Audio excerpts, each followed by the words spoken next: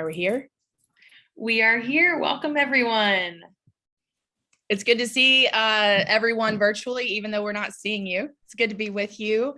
We're excited to get to have some conversation with you today. And more than anything, I do want you to know that even though I can't see your face, I can see the chat feature and the question and answer feature.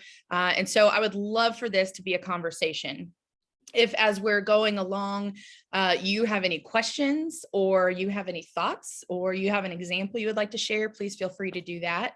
And I'll do my best to answer and engage those as we can. So we're going to kind of hang for just a minute or two to make sure everybody is getting on the webinar.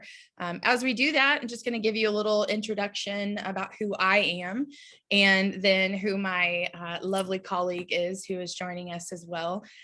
Renee just dropped a little note there in the chat feature too to remind you what you're supposed to do. So I am Monica Lewis. I'm an ordained Disciples of Christ pastor who lives in Kansas City. I live on the Kansas side of Kansas City. For some of you who don't know what the Disciples of Christ denomination is, it's a mainline denomination, much like Methodist or Presbyterian, United Church of Christ, that kind of thing. I am the parent to a 2-year-old and a 9-year-old. And I'm not as young as I was when I had my 9-year-old, so I'm constantly tired. And I'm also married to another pastor who actually just went back to teaching high school after 20 years of ministry. So there's a lot of church and nonprofit and education talk in my house, and a lot of, we're always, especially in this moment, we're dreamers and kind of talking about what vision is and for the institutions we work with and also for the people who are part of those. And my friend, Renee Wilson, she is joining us with that beautiful smile. She's right there. Renee is a colleague of mine who is also a consultant with Ministry Architects, and she's brilliant. And I'm always sharing examples that she has shared with me with other institutions that we work with. So a little bit about how I got connected with Ministry Architects, so you know what my story is too. I started out as a client of Ministry Architects and used their services in 4 different settings and 4 different congregations that I served, and used those in a variety of capacities from we just have this little pot of money and we just need to do this one thing, and also to a much larger involvement where we worked with them for 2 or 3 years and some sustainability work even after that. And I just always have seen rebirth and resurrection happen in every one of those settings. And so much of that is because when you are in the thick of it, whether you're working for a church or a nonprofit or in higher ed, a lot of times you're just trying to keep your head above water. And that was even before a global pandemic, right?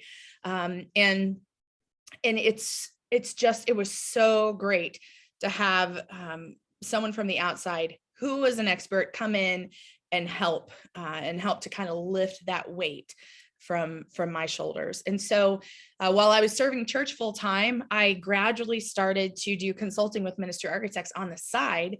And over the last few years, that model has, for me, just kind of naturally shifted. And this is really what I do most of the time. And then I just get to be a regular person in the church. I also worked for a nonprofit as an executive director. And now I don't do that anymore. I just do the consulting piece. And so I find real joy in that because we get to sit with you, work alongside of you, and see you through. We always get to see the other side. And so often when we're in our own institutions, we don't necessarily get to see that. So it's pretty great. For those of you who are just joining, I'm Monica Lewis. This is my colleague, Renee Wilson. You can see our names on there, but Renee, should we get started with our content? Love it. Yes. I think we have a poll to kick us off. We do have a poll.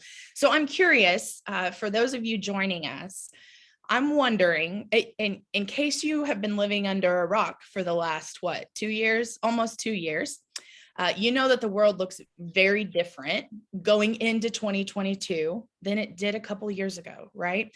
So I'm curious how many of you work for or serve an organization, whether it's a church or a nonprofit or a school. How many of you work for an organization that's really kind of still operating from the vision that you had like pre-pandemic, right? So if you'll just answer this poll here, you work for an organization that's still operating from that vision that was in place in 2019. Either yes, we are, or no, we actually have created a new one, or what are you talking about vision? We haven't done any of that. So just take a second and let you all answer that to see where people are. And play some Jeopardy music. Yeah. I was just gonna say I would tell Alexa to play it, but then she actually probably would if I said the name. So Right. I'm sure does everyone on here probably spells whether you say Alexa or my daughter calls hers computer. So yeah, some people are answering the poll, and totally fine if you want to drop that in the chat feature too. Glad to do that. It looks like we have a friend who did. We haven't landed on a new one, but a new one is needed. Yeah, operating without one at the moment pretty much. And I think, Lee, you are not alone, my friend. I think a lot of people are in the same boat. And again, not knowing what kind of institution it is that you work for, you're likely just trying to keep things afloat, trying to make sure that the normal happens. So Renee, do you think we've given enough time for that? Have we had anybody? I think we've got 15 to 16 folks who answered, so that's 93%. Okay. Let's see the results. Great, let's see it. Where are we? Am I supposed to be seeing them? Oh, you know what? If I shared the results, there we are. Now everyone can see. Yeah. So, well, you know what? I'm actually kind of surprised. Some of you saying like, we have a new one. Good for you. I think it's great that you've done that. So 47%, yeah, we're still where we were. So I would kind of group that the 47%, we're still where we were. And then also the 20%, we've never really done any visioning work. So about 67% of you, then I would say are really kind of operating in a place where maybe you kind of know, where you would like to be. But the way that we get there, or maybe like the actual results of that are probably going to look a little different. So thank you for engaging us in that. And just like Lee mentioned, we've noticed a lot of organizations that are just floundering, whether it's organizations who reach out to us, either give us a phone call or submit some kind of question or inquiry on our website, or if it's current clients who reach out to us individually, the consultants who are working with them now. We just know that a lot of people are just trying to figure it out. And even, 2 or 3 months ago, we thought we were, before Delta, we kind of thought we were headed in a direction, right? And we know that's not necessarily the case anymore. So I would imagine that for a lot of you, that probably resonates. I know I have multiple conversations every day with people who are just kind of trying to figure it out. So how do we move forward, right? How do we move from either here's our mission statement or here's our nothing statement, right? Which is fine. Let's just own it, right? So here's our statement, and then how do we get past that to goals? So if your organization pre-pandemic had a vision, if you had a mission statement, if you had a vision, if you had named values, those things don't necessarily have to change. They may need to, depending on what it looks like for you, but you can still retain who you are, the DNA of who you are, retain the beautiful things about you, but the outcome of that may look different. That may need to change a little bit.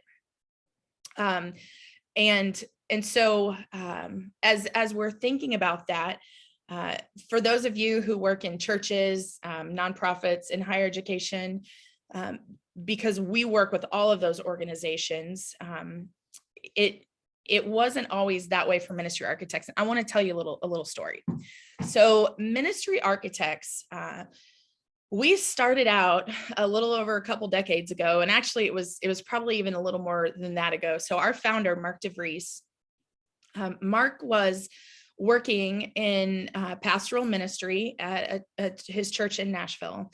And when Mark was in ministry, he kind of always viewed himself as in this for multiple decades. It's kind of like an interim, right? So he always wanted to make sure he was setting up sustainable systems and structures so that his ministry would continue to thrive, either after he wasn't there anymore, or thrive with him there, but kind of becoming from the people. So it was kind of an organic outpouring of what ministry looked like in his church. Mark did a lot of really great things with systems and processes and structures and vision and goals and all of that, all of those pieces.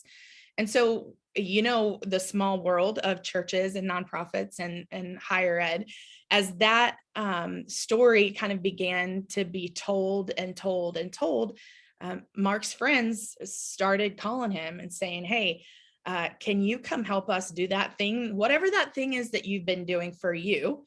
Can you teach us how to do that? And so Mark would do that for his friends and kind of for his close circle. And that began to grow and that began to evolve.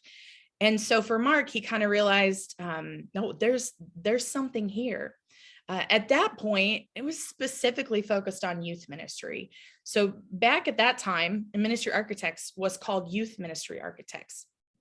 Youth ministry architects, it had a vision, and that vision was to help youth ministries in churches, specifically youth ministries, to be better, right? To figure out their own essentially strategic plan. And part of that was to help figure out their mission and what they wanted that to be and what they wanted to do with that. And so we worked with, several churches and their youth ministry. And then what happened was just kind of this organic evolution. We set a goal to work with youth ministry to help youth ministries succeed. And once we accomplished that goal, just naturally, those churches started coming back to us and saying, hey, that thing you did for our youth ministry, can you come do that for our children's ministry or for our outreach ministry or our seniors ministry? And so then eventually we had another arm. We had youth ministry architects, and then we had children's ministry architects. And then those same churches would call us back and say, come help us with our whole church to do these things. And so then we had a small church ministry. And so at some point we just finally decided, okay, we are just ministry architects. That evolution has continued in that now we don't just work with churches, but we work with nonprofits. We work with colleges, with universities, with seminaries. Anyone who really has faith is really central to their mission. And so in that model, ministry architects, we started out as one thing. We set a goal. We achieved that goal. And then the world around us kind of kept changing. Opportunities were surfacing. Churches were calling us back and wanting us to participate with them in different ways. And so we adapted. And then we started setting new goals about, we are doing these things for youth ministry. Now we're going to do these things for children's ministry. Now we're going to do this thing for the whole church. Okay, now it's more than the church, or the church is just bigger than the church buildings, right? It's these nonprofits who are doing the good work in the world. It's these schools who are educating people who are going to go out into the world and serve and make the world a better place. It looks a lot different than it did 20 years ago, although the DNA of ministry architects remains the same. We have built out our vision, our mission, and we've named goals. We've gone after those. And then once we've achieved those, we've named new goals and gone after those. Does that sound right, Renee? Does that sound like ministry architects to you? It sure does. And it's why I, was drawn to it as well in my professional life, but then I became a part of the team. because I saw the fruit of the labor that just was steady over time. And it's a real testament to not only Mark, but then the crew he brought alongside of him. So we're glad that folks Yeah. have said, yeah, we want you to come alongside us too. Yeah, absolutely. So what's the idea then? What's this big idea? What are we, and when I say we, in this case, I mean ministry architects, right? So what are we as an organization of ministry leaders or nonprofit workers, people who are kind of doing the work and helping others to do the work? What are we noticing? What are we experiencing right now? I think when I have conversations with pastors and executive directors and university presidents and deans of schools, and we'll talk about what's happening with them, right? Like what's happening in their own unique context, and then inevitably they always say, what else are you seeing? Who else are you talking to? What are you experiencing? And I don't think the answer is going to be very surprising for you. But what we're seeing is that most people, and I think the poll that we took in the beginning is reflective of that. Most people, most organizations are walking in to 2022, which we're almost there. The Burr months are in like next week, right? So we're walking into 2022 with a 2019 vision, or even earlier than that, right? So even if you created a vision in early March of 2019, it's likely not gonna work for 2022. The world has changed. We individuals have changed. Organizations are functioning in very different ways. When you cast a vision, often you are setting goals from that vision or from that mission that are related to several areas. You may have some infrastructure goals, you may have some systems goals, you may have goals about your physical space or location or where you are. You may have goals about the people that you serve, or really kind of your market, whatever that market is. If it's the church, if whatever your market is and whatever nonprofit setting you are, or if you're in education, like the students, and everything about all of those pieces has changed. Specifically for the church, if the church is really doing what I think, and I think what Jesus thinks too, if the church is really doing what the church is supposed to do, then we are meeting the needs of humanity, right? We're meeting the needs of the least of these, and the needs of humanity have changed, right? The people who were part of your church, people who were in the community that your church, where your church finds itself, people who maybe used to be donors to your nonprofit, maybe they lost their jobs, maybe they're facing food insecurity now. The people just like right in your immediate vicinity, the people in your organization have different needs. And that's not even considering the people who are on the outside of those organizations. For hire. Oh, sorry, Renee, go ahead. I was going to say, and it's an interesting conversation that continues to come up. And those who are listening today are sitting here going, yes, we know this. These are things we know, right? Right. But I think it's great affirmation that you're not alone if this is a part of your community or your congregation or your constituency, because the story of how the 2022 unraveled and rippled into 2021 and now 2022 is not over. The book is not closed, and we're still learning new chapters and adding new paragraphs. And I think it's important to note that, because we could problem solve or problem idolize, but at least problem recognize. That's where we got to start before we can do, the other. So just adding that little bit in.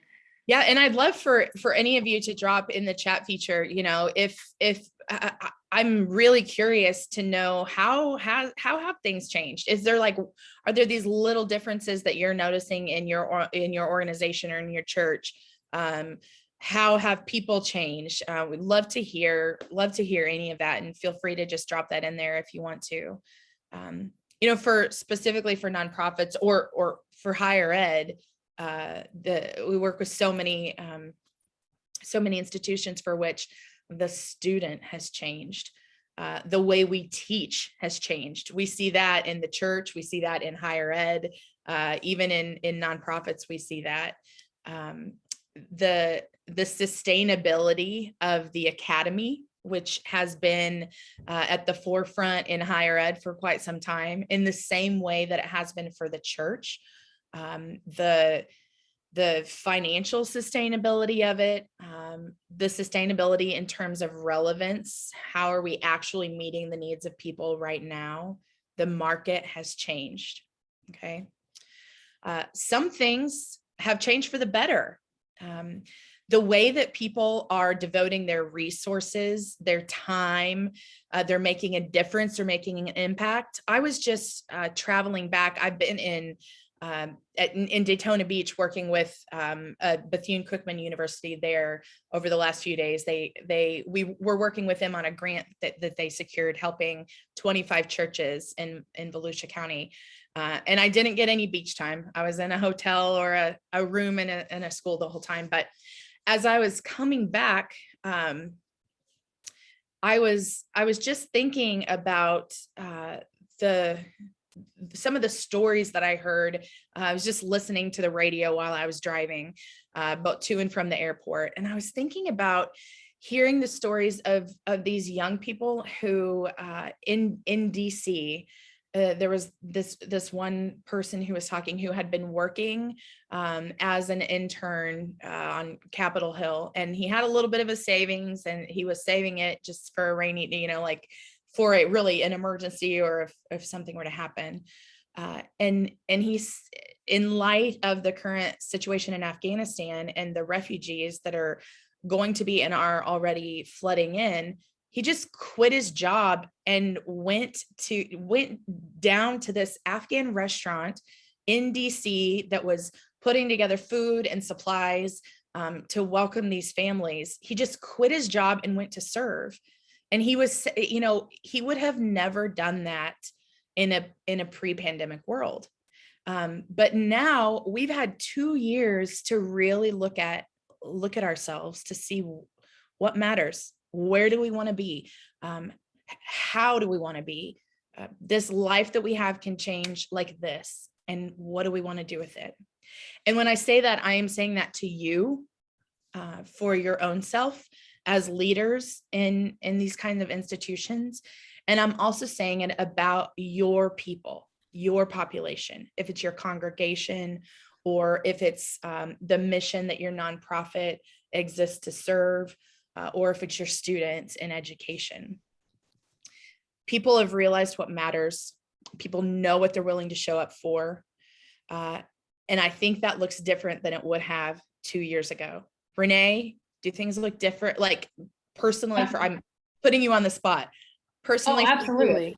Things for me, absolutely. Yes. I'm in a completely different space vocationally.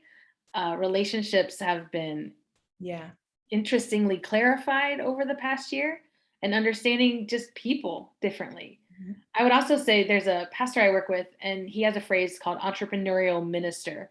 Mm-hmm. And that took some practice to say. Yeah. But basically, because things are so different, he's invited his folks to say, if you've got an idea, no idea is off limits. We got to do things differently. You're seeing needs I might not be seeing. So let's be entrepreneurs in this ministry together and really cultivate and develop something outside the box, instead of returning to what was, because what was might not be the delivery mechanism that's needed to meet needs. Right. So things are different all around. And we've got these pockets of folks who are teaching us how to be different. I would love, to know some more examples of that. Yeah. So I love that too, because I think so many leaders have always kind of been or wanted to be entrepreneurial, but the institution has said, no, we're not ready for that yet. And now the institution has no choice, right? it has to be ready for that. So for instance, churches who before had no screens in the sanctuary, no, like none of that. I was just visiting with a church in Daytona this week, who they were an Episcopal church who is, very by the book, and uses a book and a lot of pieces of paper on a Sunday typically for their liturgy. And now it's all on screens because they can't touch the books. They can't share the books. And they also have had to cut back on some of their, like printing a lot of liturgy and those kind of things. It's just been a matter of necessity. And so I said to the priest, I said, so now what is this going to look like when things kind of get back to normal? We all know what that means. And she said, actually, we're getting another screen. She said the people have actually said, well, we need two now. So those are the kind of things that's just a little example of something I think that's much larger. Churches who visioned during the pandemic that I have worked with, there are now we're far enough in that I've personally and all of our consultants have started and finished working with churches in a completely pandemic world, right? We've been here for almost 2 years. One church that I am working with, it's a Methodist church in Huntsville, Alabama. They made, as they were doing visioning during the pandemic, they had made the plans pre-pandemic and started pre-pandemic, but then the actual visioning ended up happening in the middle of it, which was kind of cool in a weird way. They decided to make one of their goals that is the result of their visioning, the result of their mission statement and their values, to invest in virtual church, not just streaming church, not just like, hey, we're going to do church like we've always done, and we're going to put it on our Facebook. No, they're like, okay, let's totally, everything's off the table. Let's start from scratch. Small group, virtual congregation, virtual small groups, maybe like pop-up service opportunities, utilizing social media. So things look different than they used to, but the church is still there. The community, the service, the relational piece, but they even want, like, they're hiring a pastor for this virtual church. It's essentially, it's like another campus, right? So I think that's a really cool example of how it can look different. When I think in most churches, mission statements or vision, there's probably something about worship or drawing others closer to Jesus, whatever phraseology you want to use. And so that's an example of pivoting. Yep. And living into the DNA of who you want to be, but in a way that reaches the people who aren't being reached, or accessing, able to access what you're providing. Right. And, in a lot of let's use the church, for instance, and I think the same thing would apply for nonprofits, probably. A lot of churches that we work with will encourage them to use some kind of a tool to know your community before, whether it's like Mission Insight or something like that. That's not an ad, by the way, but like it's some kind of a tool. And there are a lot of those. Glue is another one, GLOO. If you haven't done that, if you haven't tried to know who your community is, I would definitely encourage you to do that. But some of those tools will tell you what the connection, the faith connection of the people who live around you may be. And so often we go into either churches or nonprofits, and people in the church, I just had this week. They say there are 80 churches here. We're in competition with one another. There is nothing we can do. But if you look at the data, most churches I see, this is anecdotal, this is just me. Most churches I see, if you really look at the data, depending on where they are in the country, they're typically, I would say, between like 70 and 90% of the people around them have no connection. And I think that is in line with all of the research we see from Pew and, everywhere else, the nuns, NES, all that thing. But how can we use this pandemic to do what we should have been doing a long time ago, right? And now this pushes our people, it pushes the institution, and it pushes the church to get to a place where we have to do that. Well, yeah, Renee, do because you have any examples? Have you seen? oh yeah, I was going to say so many mission statements talk about reaching the world around you or being a neighbor to neighbors. I'm thinking of common phrases that we see around the country. And this is the wonderful thing about mission statements. While they're unique to your body, I don't think they're unique to the body of Christ Right. because we all are living into that great commission calling, you know. And so worship might be a piece of that, but also just being there and caring for in kind of a early acts, early church kind of way, those around you. So there's one church I know of that started a mental health fund. And they Mm, actually started it similarly in 2019 before the pandemic even hit. And it's a unique fund that folks in their community can give towards. And then anyone who's connected to their community who needs to seek a counselor, who needs assistance financially with their therapy, who even wants to just talk to a pastor and consider, you know, is this a direction for me? That fund can help provide support for. And there have been a couple different young adults in this congregation who said, I didn't have the money to go to a counselor, which is why I wasn't, even though I knew the need existed in me. And it's a mental health fund. It's not the bulk of their budget, but my goodness, now they have a whole mental health team that's thoughtful around those kind of needs. And I'll tell you what, it's 2021. We've all lived through the past 18 months. Do you know how many times that mental health fund has been accessed now? And oh, that team has been utilized and is brainstorming, right? And I don't actually have the metric on it, but I'm just extrapolating. We have another church that we work with who every quarter does a Needs Among Us Sunday. Hmm. And they literally hand out a piece of paper and pencil and say, what's your need? And if we can meet it, we want to. So this church has been able to help folks get jobs. They've helped a family buy a car. And these, again, finances are a piece of this puzzle that we're all trying to figure out right now. Right. And yet when you invest the time and energy into learning your community, you can devote those resources in ways they may never have been devoted before. Yeah. And that impact could have years long just influence and on a family or on a neighbor. Yeah. Think of the food budget that most churches probably have. If you combine like every ministry, you know, like youth ministry, one of our consultants from long ago, I remember when I first started, was a client of Ministry Architects. He said, I'm pretty sure 75% of my body is pizza. He had been in youth ministry for, you know, for years and years and years. Think about the amount of money that is not being spent on food for the inside internally, not like on, you know, feeding the neighborhood. And I'm not saying to stop doing those things, but what if you did shift it to providing mental health care? And, you know, the cool thing is too, the church does not have to be, you don't have to like go and find your own therapist, and you don't have to put together a huge mental health ministry. You can just resource it. Like the people are there, you can provide access.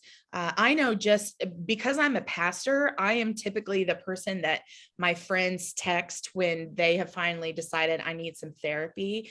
And it's daunting for people to find a therapist. You call your, you know, if you call your insurance company, or if you, you know, it's just hard. Like, what type of person do I need? A licensed clinical social worker? Do I need a marriage and family therapist? Do I need a psychiatrist? Do I need a psychologist? If the church can just help to resource people for their basic needs right now, mental health, I'm confident, is on the top. I know I've struggled over the pandemic with it. I'm sure all of you in the church have struggled with it, because you're also seeing the real needs of the world, and you have your own too. The typical work of the church is compounded. Funerals haven't stopped. Weddings, we may have had a little pause, but like then they all, you know, right now, someone has a heart attack and they can't get into the ICU. What do you do? The grief is so different in a pandemic. Everything is so different. For those of you in higher ed, even in the church, the in-person model of education, the way that we used to be in the church is the same way. Like, we are teaching, we're basically acting like the academy 1,000 years ago. Like, we haven't changed. We're still standing up in front of people and lecturing to people, essentially, right? That's what the sermon is. Things haven't really changed. But oh, guess what? Like, all of a sudden we've had to change, right? So for those in education, everyone now expects to be able to have some kind of a virtual education. And so money has shifted from like the infrastructure that it used to be to technology. The church is having to spend, or has spent over the last 18 months, probably a significant amount of money in cameras and new computers and soundboards and, creating maybe even a sound booth, all kinds of things like that. The needs of your people are shifting. The needs of students have shifted. Financially, things are more of a struggle. So how do we engage then in endeavors that are more innovative? How do we even get there? How do we start thinking about things like social enterprise, or like creating models or sources of income that are different than what they used to be? How do we think about enhancing our revenue streams for institutions? If you will recall or think back to that story that I just shared for you a little bit ago about ministry architects, we outlined our original goals 20 years ago. We were specifically youth ministry. Now we do whole church ministry in colleges and universities and all of those things. As we met our goals, our vision expanded. It didn't happen in a pandemic, right? But as you meet your goals, your vision expands. As you find yourself in a pandemic, your vision expands. Who you are can remain the same. The beautiful things about you can remain the same, but our vision wouldn't have expanded. We wouldn't be doing the work that we were doing if we hadn't set our goals from our mission and from our vision and done the work that we needed to do to achieve those goals, right? Absolutely. And, all of us as people of faith, know that the Lord opens doors when you take steps forward. And so did Mark, on his onset of helping his own youth group and his own church, foresee us nationally working with churches of all shapes and sizes and denominations? Right. Probably not. He was just trying to help his students meet more people to make disciples who make disciples. Yeah. And then help other youth groups, and then help other churches, and so I love this characteristic of our God. He just is like, hey, come follow me, and then amazing things can happen. And I think that's true and possible for every person listening and the places where they are. Absolutely. A church that I was just with, another church that I was with just this past week. I got to like at one time be with several churches this past week. A lot of cool stories coming from them. But one church, right before the pandemic, they had decided to stop. They had been renting a space. It was a new church. It's about 10 years old. They'd been renting a space for 7 years. They decided to stop paying the money on rent and nest with another church. And then the pandemic happened, right? They had been given, or not given, they got the opportunity to purchase some land. They built like a little building just to have kind of a space on this land. They have these bigger dreams. But now what they see is that, like, we can't just build a building. We have to also figure out, it's the social enterprise thing. We have to be an entrepreneur in this case. So what they're doing, they're like having these conversations with other churches who have done similar things. One church, I think somewhere around maybe Miami in Florida, doesn't matter, can't remember, but they, rather than, when they built their new building, what they did was built a high-rise assisted living building, and the bottom floor is the church, right? So that the money from the assisted living is funding the church. So rather than building a huge sanctuary with the fellowship hall and a gym and all these things, no, they did this other thing. They built this thing. So yeah, I just think that there are so many really neat ways that we can be kind of thrust into something often when we don't want to be, and then figure out, what things are going to look like.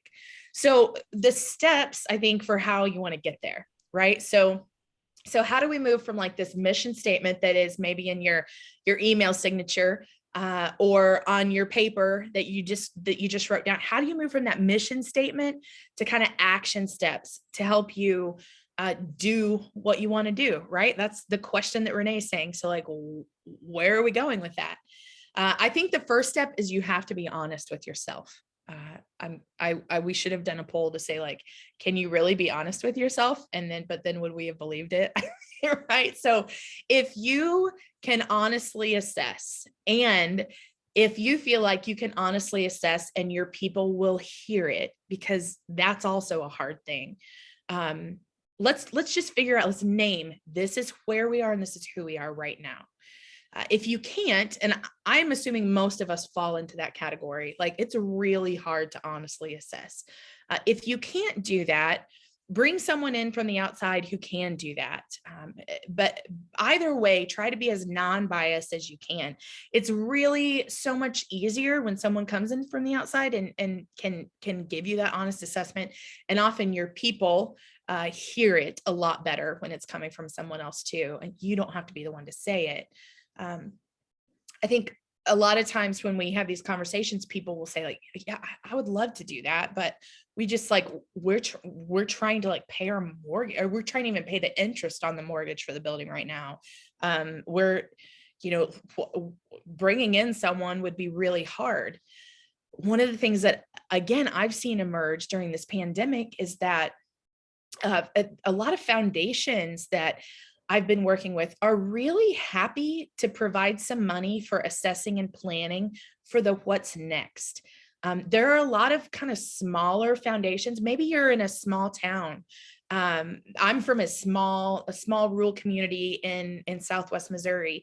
There's a foundation there that has funded a lot of different things in that town, but it's not like Lilly or a larger, a huge foundation that comes from, big corporate money who gives $1 million to churches for this other thing or whatever. But there are a lot of small foundations that maybe could give you like $5,000 or $10,000 to assess and plan. So think about those. So identify your strengths, identify your challenges. Often we find more challenges, I think, than strengths, and that's a good thing. And then you take those and you create this God-sized blueprint. You're not creating a blueprint that you can do right now. You've got to push yourself, and you've got to realize that the Holy Spirit is in this. So you honestly assess, you create this God-sized blueprint. You say, here are 3 goals. Don't give yourself too many goals. 2 or 3 goals. This is where we're going to start. Don't let the old model of who you used to be define those goals. Don't set goals pre-pandemic. Set goals right now that are going to push you. Okay. And then the third, so we've got honestly assess, create a God-sized blueprint. And then the third is to implement the plan. Renee, how do you eat an elephant? One bite at a time. I didn't even set her up for that, and she did it. And intentional partnerships, like we just said with the mental health example, you don't need to create that. You just need to partner with someone in your community who's already doing that and help to resource them, right? What networks already exist? What maybe needs created? What's already available if you ask? See who's in your community to engage with. It could be nonprofits. It could be other organizations. It could be other churches, foundations. Maybe it's a school that has equipment that you can't afford, and you can do some kind of renting or sharing of that. Think about the local community, right? Your community is new. Whether if you've been there for 20 years or 100 years, the community you are in right now is a new community. People are different. The society is different. Things are different. Okay. And then you're gonna take those 3 steps, right? Honestly assess, create the blueprint, implement the plan. That's what we always do when we work with churches. And then you're going to break those goals that you've set, break them down into milestones. In a year, this is where we're going to be, or maybe it's in 6 months, this is where we're going to be. You don't have to accomplish these God-sized goals tomorrow. They're God-sized, right? So 3 years from now, but but create the plan. This is how we're going to get there. Okay. So for us in 2019, it may have been that we wanted to have a place for everyone, for college ministry, for Celebrate Recovery, for I love Renee says this, Amazing Grace ministry. I think there are so many fun names, but it may have been in 2019 that we wanted to provide space for all of those types of people. We wanted to do it all. And now maybe it's more like providing a meal on the street to families. Maybe it's creating more accessible ways of worship, and helping people with the bridge the digital divide, helping equip people so that they can actually tune in to watch and to worship with you. Okay, so you've got those goals, you break them down into 3-year benchmarks. If you say, like, in 3 years we want to feed 5,000 people, maybe your first benchmark is that for 50 of the 52 weeks of the year, you've just hosted a meal, right? Just get it started. Maybe a 6-month, benchmark is we're going to communicate this meal now in 4 different places. Okay. So you're going to set it's just one bite at a time to get there.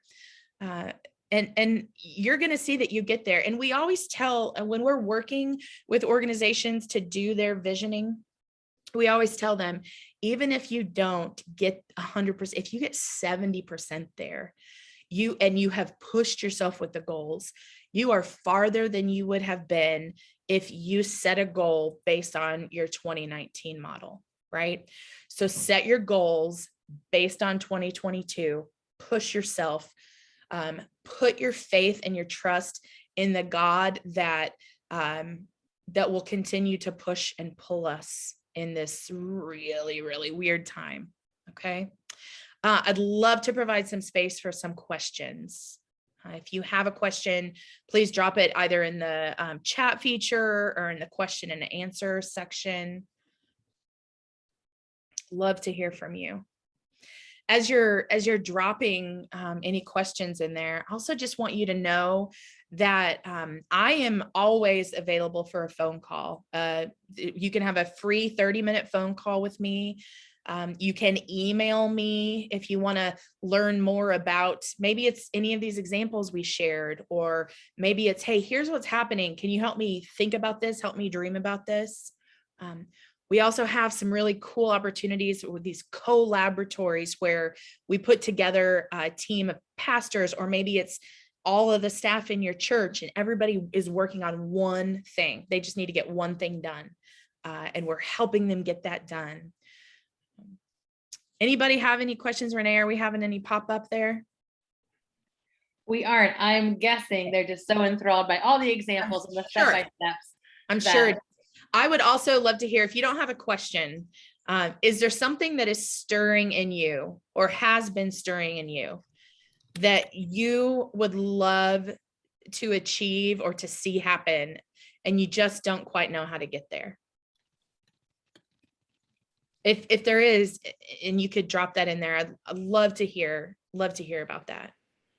As we're wrapping up today, Monica, your email is in the chat box because you're someone who just loves to toss around ideas with folks. I do. And so everyone listening, I would say, please access Monica while it's fresh on your brain. In my world, on the eastern side of the country, it is 2:49, which means there's 11 minutes till a 3:00 call. So you've got 11 minutes to just shoot her an email, say, hi, this is what I thought of today. This is where we're at. And I guarantee she's someone who can help get you from where you are to where you want to be. Absolutely. Next month, we're talking all about hybrid worship. For those of you who are like, we stream and that's all we can do. Yeah. We understand that. And so I'd invite you to look for a newsletter the first week of September from us, your Ministry Architects crew, that will tell you all about the hybrid worship resources we're going to try to provide to churches next month. You might be doing a stellar job. And if that's you, honestly, we'd love to hear from you, because we are an organization who values feedback, values ideas from all over to help each of us be the best we can be to help reach people for Jesus. Hey, Renee, what I was just going to say, what if one of your goals was the virtual worship? And maybe your 1-year benchmark is hybrid worship. Next month, we can help you get there. Yeah. Beautiful. We're talking about things like how to create a digital bulletin, digital connect cards. How do we not just produce something on a platform that gets videoed to an at-home audience? So yeah, I love that. If that's one of your goals, let's talk about it next month and then put it into practice after Christmas or by your Christmas Eve service. Gosh, that's possible. Yeah. Last but not least, ministryarchitects.com is a great place to go for resources, blogs, tons of free stuff. But if you want a direct line to someone today, Monica Lewis is your girl. Hey, I'll even give you all right now my cell phone number if you want to give me a call. I'm gonna do it. The internet is getting it. My cell phone, and Renee, you can type this if you want to. Oh, I see. We have a comment too. 913-954-9298. And you're welcome to give me a call or shoot me a text. I'm glad to connect with you. So 913-954-9298. Lee says, we're gearing up for a new year in student ministry. Join because we don't have a new vision for student ministry, but we're always about 6 months behind. We're working for it, recruiting for volunteers, spreading the word, etc. Have some new things on the menu, specifically student ministry worship, that I'm at least a little concerned won't get off the ground, trying to find ways to make it exciting. Yeah. Lee, I mean, student ministry worship. What about the virtual stuff we just talked about? What about hybrid worship for students? One of the things that I have seen in some churches is that the pandemic has brought kids to digital worship that would never step foot in a church. Kids who struggle with anxiety, kids who are super introverted, who would not want to step into a youth group or like a live action-packed student worship. But they have really enjoyed being able to be connected virtually. I was just listening to an interview with Kara Powell. The Fuller Youth Institute has a new book out. And Kara said in conversations with one of the students, so this is not a quote that we have, Kara shared this. She said, one of the students said, I can download good content. I can't download good mentorship or community, right? So how do you create spaces like that? Lee, I'll tell you, I love that your heart's even thinking about it. That's so far down the priority list for some churches, so that you're engaging the conversations and trying to figure it out. Props to you, leader.